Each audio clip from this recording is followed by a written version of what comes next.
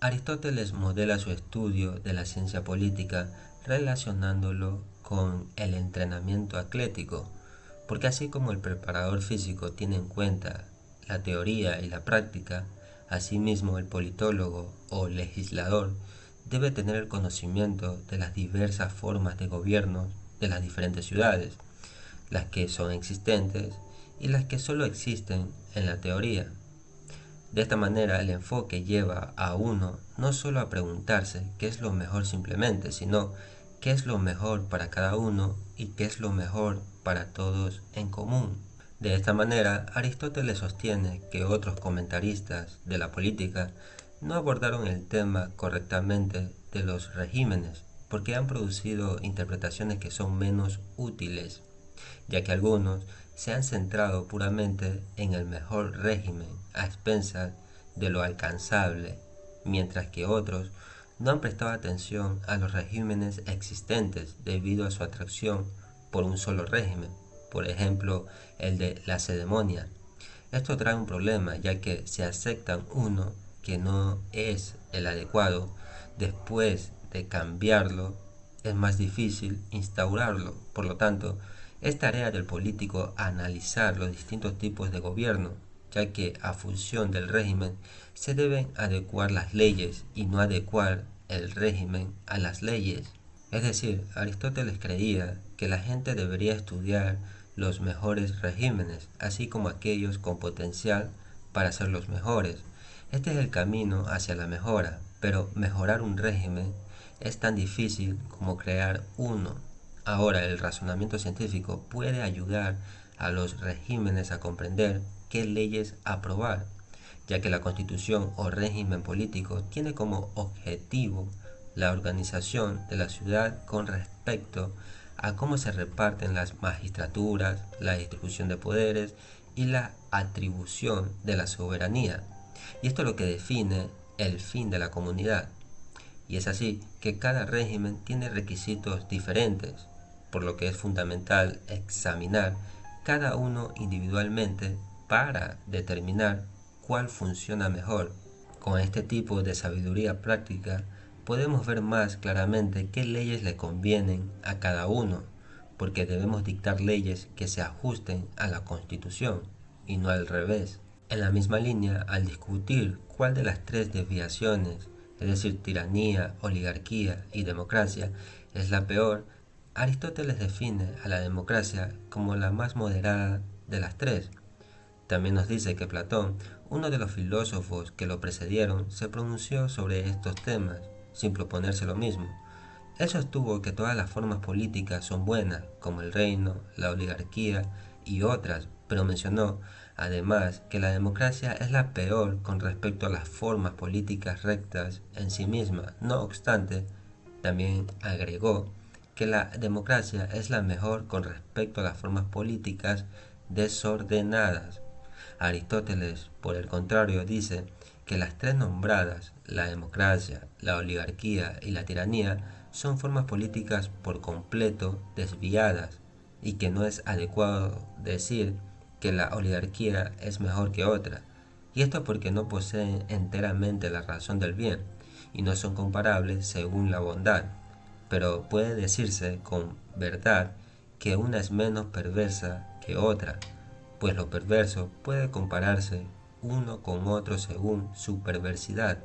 Entonces Aristóteles no incide demasiado en lo propuesto, por ahora lo hace a un lado. Antes de seguir, quiero dejar claro esta pequeña parte. A diferencia de Platón, Aristóteles no considera aceptable el orden de las formas de gobierno de Platón, que va del más bueno al menos bueno, sino que Aristóteles los separa en dos grupos, los buenos y los malos, como se puede observar en la imagen, donde el primero va del más bueno al menos bueno y el segundo del más malo al menos malo. Después Aristóteles trata de considerar cuántas son las diferentes formas políticas que nombramos, la democracia, la oligarquía y la aristocracia, y también si existen muchas clases de ellas mismas.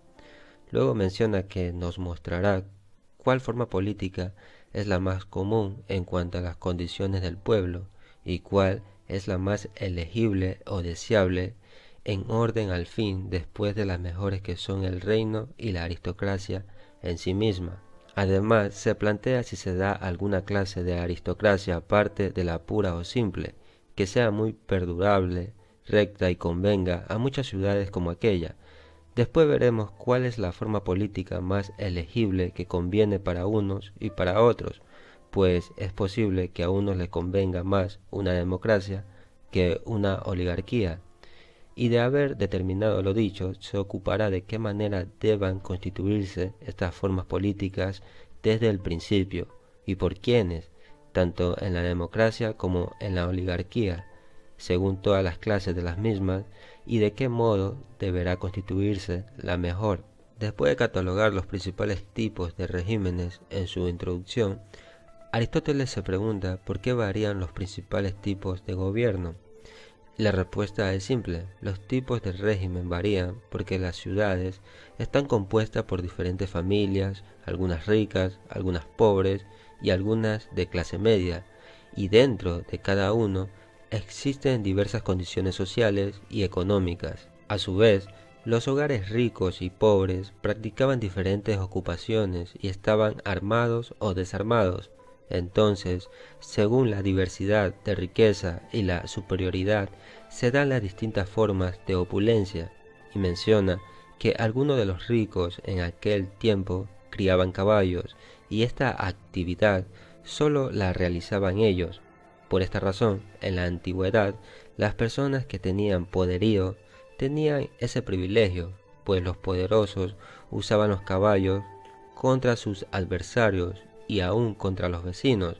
Así lo hacían los llamados eritreos, los de Calcis, los de Magnesia, a orillas del Meandro, y otras ciudades de Asia. Después menciona que una constitución no es otra cosa que la repartición regular del poder, que está dividido entre los asociados para que puedan realizar sus propósitos. Y aquí nacen los dos tipos principales de regímenes que existen, la democracia y la oligarquía, ya que la gente considera que la aristocracia es una especie de oligarquía y la supuesta politeia es un tipo de democracia. Pero realmente la democracia no es simplemente el gobierno de la multitud, ya que en todo régimen la mayoría tiene la autoridad. La distinción entre democracia y oligarquía es que en la democracia se da cuando hay libertad y los pobres, siendo la mayoría, tienen autoridad para gobernar, y en la oligarquía cuando los ricos y mejor nacidos tienen autoridad y son pocos. Estas consideraciones son suficientes para demostrar que hay diversas constituciones, y lo son, porque el Estado se compone de muchos elementos, por ejemplo, de labradores, de artesanos y de comerciantes. Ahora Sócrates dijo que las figuras más importantes de una ciudad son los tejedores, los agricultores, zapateros y los albañiles. Encontrando estas como insuficientes, Sócrates añade al herrero, al pastor y por último al comerciante. Aristóteles está de acuerdo en que estas personas son necesarias, pero las ciudades en crecimiento contemporáneas también requieren de otras personas para satisfacer más que las necesidades básicas. En cambio, para Aristóteles, la ciudad debe estar organizada con labradores, obreros, comerciantes, jornaleros, militares, los que desempeñan la justicia judicial y la clase deliberativa o política, los ricos y los funcionarios públicos o magistrados. Todas estas funciones deben existir en las ciudades y deben de alguna forma ser digna y justa. Después nos dice que la misma persona puede caer en más de una de estas categorías.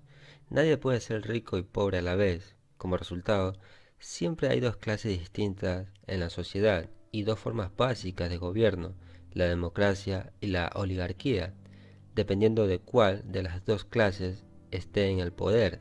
Esta disposición filosófica de Aristóteles permite diferenciar entre regímenes según el carácter del elemento gobernante dentro de él, pero la mayoría de las personas diferencia los regímenes contando el número de gobernantes, debido a que la división más clara dentro de la ciudad es provocada por la disparidad en la riqueza, y por esta razón la mayoría de los observadores concluye que hay dos tipos de regímenes, la oligarquía y la democracia. Y como podemos notar, la historia está llena de comentarios políticos, luchas y campañas guiadas por este enfoque parcialmente cierto, pero desproporcionadamente enfatizado. En cambio, Aristóteles muestra una discusión más enriquecedora sobre la democracia y la oligarquía, que no se basa solamente en números, sino que Aristóteles tiene en esta obra una visión más integral de los regímenes y resalta muchas consideraciones de cómo se pueden mejorar las variedades de cada uno de ellos. Concluye la demostración de varias formas políticas y cuál es la causa. Ahora Aristóteles pasa a demostrar las varias especies de democracia y de oligarquías. Antes de pasar a los tipos de democracia, hay que resaltar que su discusión sobre este tema es bastante compleja. Entonces, los regímenes, como mencionamos, vienen en varios tipos. Ahora la intención de Aristóteles es mostrarnos que dentro de estos tipos hay varios subtipos. Me refiero al de la oligarquía y el de la democracia en particular, porque como se hace evidente, hay una opinión común de que todos los regímenes son variaciones de la oligarquía y de democracia. Por lo tanto, para establecer su propia afirmación de que la oligarquía y la democracia tienen subtipos genuinos, que no son uno u otro de los 6 originales, Aristóteles enfrenta directamente este punto de vista. Comenzamos con los 5 tipos de democracia. En el primero, todos son ricos y pobres por igual, y también iguales ante la ley. La mayoría gobierna independientemente de la riqueza o las posesiones. En el segundo, existe una calificación patrimonial para ejercer el cargo, aunque moderada. En la tercera, participan todos los ciudadanos en los cargos públicos, a no ser que no acrediten su noble cuna. En el cuarto, todos los que son ciudadanos comparten oficios, y como en los otros tipos, la ley es soberana. En cambio, en el quinto tipo de democracia, cualquiera puede ocupar un cargo público, y el público, en lugar de la ley, es soberano. Este tipo de democracia puede tomar fácilmente la forma de una tiranía, en la que el pueblo es influenciado en sus opiniones por un demagogo popular, y todo se decide por decreto popular sin el imperio de la ley. En tal caso, el pueblo se convierte en un monarca, de muchos combinándose en uno. La descripción de Aristóteles del peor tipo de democracia es similar al relato de Platón sobre los vicios democráticos en la República. Ambos filósofos políticos muestran que los regímenes democráticos sufren cuando la pasión por la libertad y la igualdad se vuelve loca. Sin embargo, Aristóteles admite la posibilidad de que la democracia no tenga por qué colapsar en la tiranía. Aristóteles llega a razonar que la democracia de tipo tiránico no es de hecho un régimen, porque si las leyes no gobiernan y los juicios particulares no son hechos por los funcionarios, el régimen se convierte en una entidad que pierde todo sentido de la justicia y por lo tanto el título mismo del régimen. Aristóteles luego se vuelve hacia las oligarquías y describe 4 tipos. En el primero, el acceso al cargo está restringido a quienes superan una calificación de propiedad, lo que excluye a los no tan acomodados. En la segunda, hay una alta calificación patrimonial y los actuales titulares de los cargos seleccionan nuevos funcionarios. En el tercero, los cargos son hereditarios y lo mismo ocurre con el cuarto, solo que en este tipo de oligarquía mandan los funcionarios y no la ley, y Aristóteles describe este tipo de oligarquía como una tiranía basado en un grupo de poder. Las diferencias entre estas oligarquías radican no solo en los grados de riqueza, sino también con la conexión familiar y quizás también cuánto el tiempo de familia ha sido rica y que la une con otras familias o con la fundación y la conservación de la ciudad. Sin embargo, Aristóteles señala que puede darse una situación en que las leyes sean populares u oligárquicas, pero los hábitos y la formación del régimen sean al revés. Tales situaciones son típicas después de un cambio de régimen. Quienes tienen el control se contentan al principio con usar su poder contra sus oponentes en formas pequeñas. Entonces las leyes asociadas con el régimen anterior aún permanecen, pero son las que cambian el régimen y las que dominan y tienen el control. Por lo tanto, las viejas leyes serán eliminadas y se introducirán nuevas en armonía con el nuevo régimen. Sin embargo, no debe permitirse que el laxo entre un cambio de régimen y un cambio de leyes oscurezca el hecho de que el régimen es el pueblo que tiene el control y obtiene su carácter o el tipo de él. Hay que resaltar que las leyes deben entenderse aquí principalmente como leyes constitucionales, del tipo que determina los cargos, su designación, su esfera de competencia, sus limitaciones, entre otros. Un caso ilustrativo podría ser cuando una ley oligárquica que restringe un determinado cargo a ciertos requisitos de propiedad y dota a ese cargo de ciertas funciones importantes, permanecer en vigor aunque la asamblea haya cambiado en carácter y fuerza lo suficiente como para abrir el cargo a cualquiera y reducir sus funciones o incluso abolirlo. Solo más tarde, sin embargo, la asamblea actúa y ejerce su poder al respecto. Como ya mencionamos los diferentes tipos de democracia y de oligarquías, ahora Aristóteles pasa a describir las causas para que existan las mejores democracias y oligarquías, descritas anteriormente y a la inversa, y qué modificaciones fomentan las peores. La mejor democracia tiene una multitud de agricultores o pastores, cuyo trabajo los mantiene demasiado ocupados para reunirse con frecuencia en la asamblea. No desean servir en oficinas donde no hay gran provecho en ello. Todos elegirán magistrados y harán auditorías de ellos y servirán en los tribunales, pero los elegidos para el cargo cumplirán con las evaluaciones financieras o, si no hay tal requisito, serán personas capaces. Esta es la mejor democracia por el tipo de gente que tiene. Si uno desea instituir una demostración agrícola, debe mirar a la ley de otras tribus, que divide su pequeña cantidad de tierra en parcelas muy pequeñas para que todos, incluso los pobres, tengan suficiente tierra para cumplir con los requisitos financieros para compartirla. Como podemos notar en el cuadro, Aristóteles señala que hay varios tipos de democracia del mejor al peor, porque el último tipo de democracia, en el que todos están en sociedad, no es fácil de mantenerla, porque sus leyes y sus hábitos no están bien compuestos. Los demagogos expanden su cuerpo de ciudadanos al permitir el ingreso de aquellos de nacimiento ilegítimo o nacidos de un solo padre ciudadano.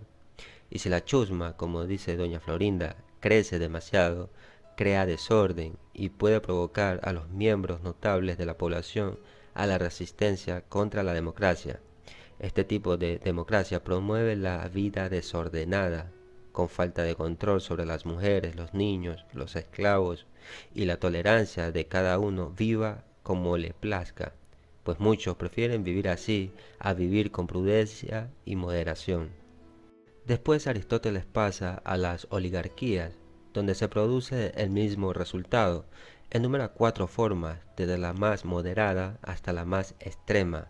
En la forma más moderada de oligarquía, un mayor número de personas posee propiedades, pero en cantidades menores y no demasiado, dado que un gran número cumple con el avalúo de la propiedad. Una multitud de personas participa en el órgano de gobierno. Las oligarquías se vuelven más extremas cuando menos personas poseen riqueza y el avalúo de la propiedad es mayor. En uno de los tipos más extremos de oligarquía, los cargos pasan por ley de padres a hijos. Incluso, esta oligarquía que está regulada por la ley no es tan extrema como la oligarquía que está en tan pocas manos que se acerca a la monarquía, y es la contrapartida del último tipo de democracia que mencionamos.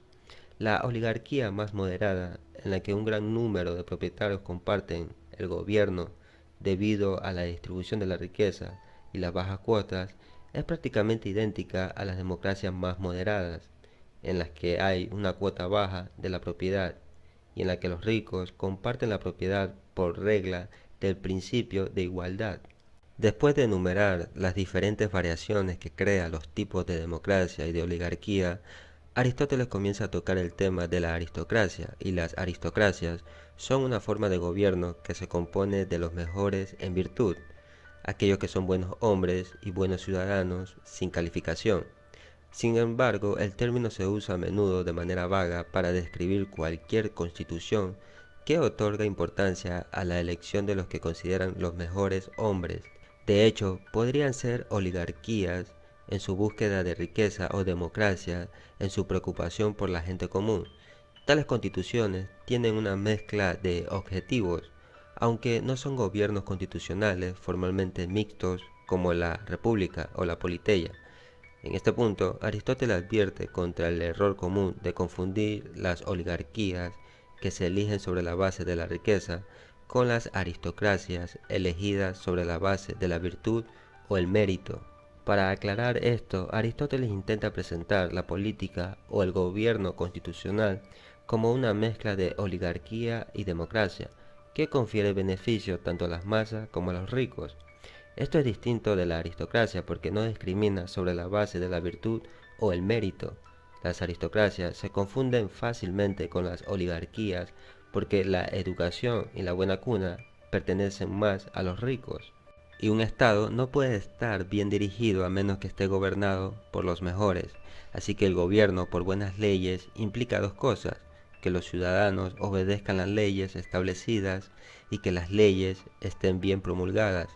Y como podemos notar, la virtud es el principio definitivo de la aristocracia, como la riqueza lo es de las oligarquías y la libertad lo es en las democracias. Por lo tanto, hay tres motivos para reclamar la igualdad en una constitución. Me refiero a la libertad, riqueza y virtud, y es así que el término gobierno debe aplicarse a la mezcla de riqueza y libertad, y la aristocracia se debe mantener para la mezcla de los tres, y esta es la más genuina de todas las aristocracias. Ahora Aristóteles nos da algunos consejos prácticos sobre cómo establecer un sistema de gobierno mezclando la oligarquía y la democracia, pero antes es importante dejar plasmado en el trabajo la distinción y análisis efectuado por Aristóteles sobre la forma de gobierno republicano. Como mencionamos, la república es presentada por Aristóteles como una conjunción de oligarquía y democracia. Por lo tanto, la república es un gobierno mixto. Aristóteles dice que si la mayoría de las ciudades reclaman una república como forma de gobierno, es para lograr atemperar las diferencias entre ricos y pobres. Aunque es importante tener en cuenta los elementos característicos de la democracia y de la oligarquía, es decir, libertad y riqueza, y si le sumamos la virtud, nos encontramos en presencia de un gobierno aristocrático. Por consiguiente, república y aristocracia no están tan distantes una de otra. Ahora, la unión de riqueza y pobreza tan mencionada por Aristóteles para formar la república consiste en tomar los elementos de los sistemas democráticos y oligárquicos. De la oligarquía se toma el hacer electivas las magistraturas y de la democracia el no hacerlas depender de la renta.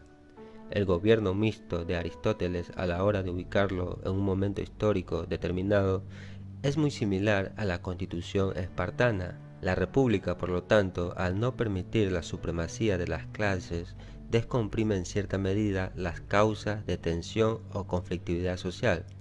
Este régimen asegura mejor que cualquier otro la paz social. Esta forma de gobierno apunta a lograr el justo medio entre ricos y pobres mediante el establecimiento de una clase media, caracterizada por su estabilidad. Es en definitiva un freno para el abuso tanto de los ricos como para la superioridad de los pobres. Continuando con el debate acerca de cuál es la constitución que asegure un mejor gobierno, como se señaló en el libro 2 de la política, donde Aristóteles mencionó que la mejor forma de constitución es la que deriva de la fusión entre muchos tipos distintos. Así que para Aristóteles, la comunidad política administrada por la clase media es la mejor. Dicha conclusión la toma del hecho de que los mejores legisladores fueron todos de clase media, como Solón y Licurgo, entre otros, por supuesto. Por lo tanto, queda claro que si la clase media es débil, tendremos oligarquía o democracia, y si por el contrario esta es fuerte, tendremos una república estable y libre de conflictos sociales. Como ya se mencionaron los dos tipos de tiranía anteriormente en la lista de reinos, ahora Aristóteles los vuelve a resaltar. Me refiero al reino bárbaro y la dictadura griega.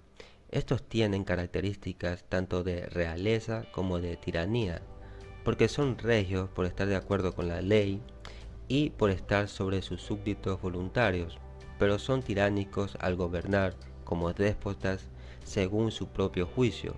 El rey total también gobierna según su propio juicio, pero su juicio es ley y gobierna sobre su súbdito dispuesto a causa de su virtud superior. Por lo tanto, su gobierno también está de acuerdo con la ley, pero no es despótico ni tiránico. Sin embargo, lo que es más tiranía es la tercera y última especie. Esta es la contrapartida directa de la realeza total y no tiene nada en común con ella, salvo su poder. Entonces, el tirano tiene control completo como el rey, pero la diferencia es que el tirano actúa para el beneficio propio y el rey actúa para el beneficio común. De hecho, un esclavo podría someterse voluntariamente a un tirano, pero un hombre libre no lo haría, y la prueba de un régimen debe ser lo que haría el hombre libre y no lo que haría el esclavo, porque una ciudad es una comunidad de libres, no de esclavos. El hecho de que los bárbaros y algunos griegos toleren voluntariamente a sus déspotas hereditarios o elegidos es por lo tanto una indicación de que no son hombres libres y que su comunidad no es realmente política.